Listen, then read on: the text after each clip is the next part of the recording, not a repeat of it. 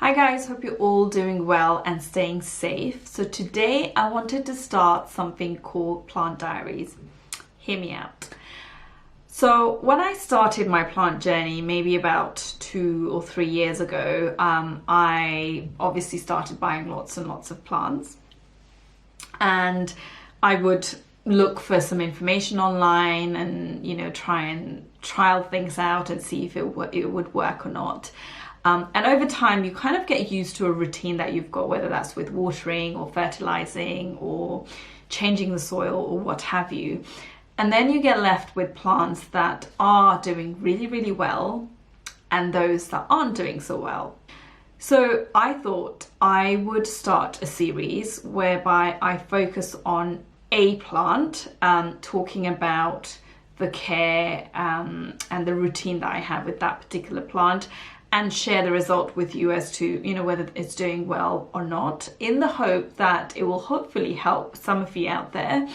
Equally, if I've got a plant that hasn't been doing well, I would love to hear your feedback and thoughts on what you've been doing to help the plant grow. So in episode 1, I wanted to start with my beloved Asparagus Fern, and I'm pleased to report that this one is doing quite well. So I wanted to share with you what I've been doing, what's working well, and everything that you need to know about my routine with this particular plant. But before I share that, I wanted to tell you a bit of a story. So I kind of feel like there's a bit of a story behind almost all the plants I own, and I'm sure most plant owners do, and I just find that very fascinating and interesting. So I thought I'd share my story as well. I would say I first came in contact with Asparagus Fern, not knowing it was Asparagus Fern, when I was a child living with my grandma, who used to absolutely adore her plants. She also had a Monstera deliciosa, which I only realised seeing one of my old photos. Anyways, with regards to Asparagus Fern, my memory of it is going past it and almost like brushing through the plant and realizing that there would be a big clutter of the leaves falling on the floor, and I clearly remember it being in an area which was very well lit and would get direct sunlight and so on. So a couple of years ago when I started my plant collection, I happened to find one at Tesco's. I think it was under £5. I was like, let's just give this a go and see if it works for me. So the plant, when I brought it home, I was a newbie in the plant journey, and I think when people start out a plant collection, you fall into two different categories. One is category of people who want to show the love and attention they have for the plants and keep watering, and in fact end up overwatering. And then another category of people who perhaps buy the plants because they love it or they love the look of it and then just forget about it, unintentionally of course. And I think I fall in the former category of people who tend to over nurture something, which to the point that it's actually not good for the plant. So I think that's exactly what I did, and surprisingly that worked for ferns, and I only realized that more recently, because what happened was the first asparagus fern that I had, or I still have, was doing really well, and then I placed it on top of a shelf where I wasn't showing much attention and I wasn't with the plant, or the plant wasn't in my sort of immediate vicinity. So I don't think I was giving as much water, and the leaves started drying out a little bit. And to the point where I thought, well, actually, I think I'm probably going to lose this plant because it was just shedding like crazy. And you'll notice, and if you've had asparagus fern, you'll know this, once the leaves are dry, they just fall. They're so fine, and it's easy for it to go everywhere.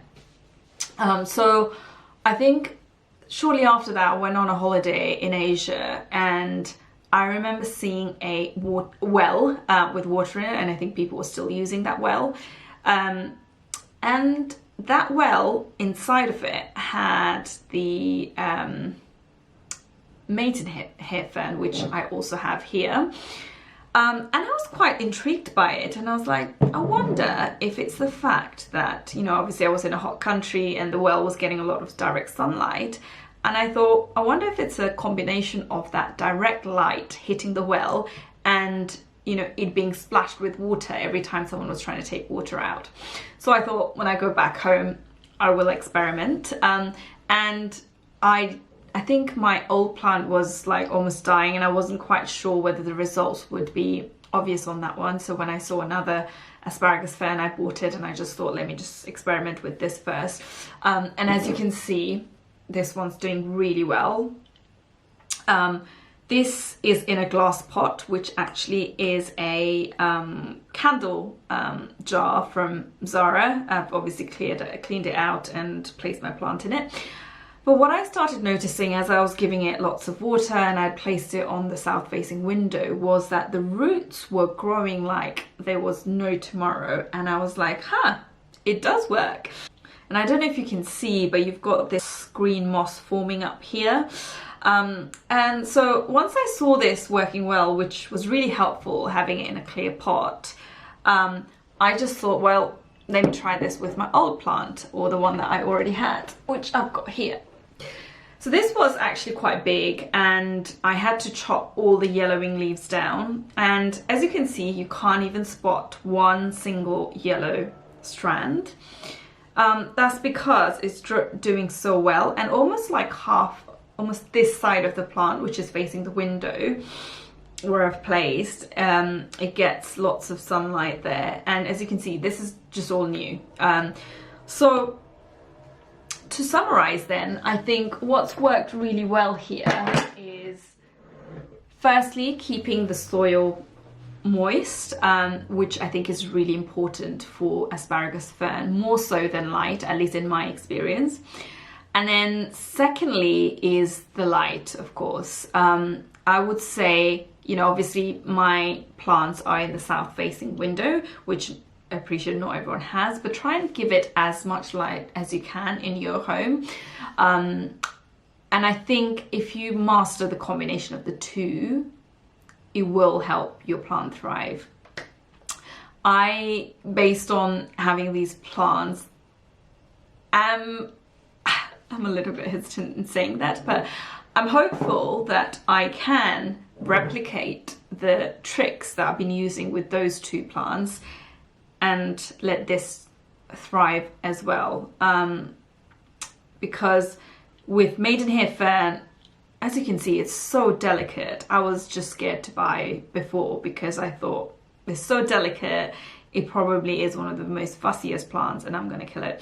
Now I am brave to have gone ahead and purchased this plant. I'm not saying how this is gonna go. I'm hoping it will be with me forever. And I would love for that to happen, but I just don't know at the moment. But I'm just gonna experiment with this plant and give it the same condition that I am giving the other two and see if it will work for this or not. So that was episode 1 of my plant diaries. I hope you enjoyed it and I hope to see you soon. Bye!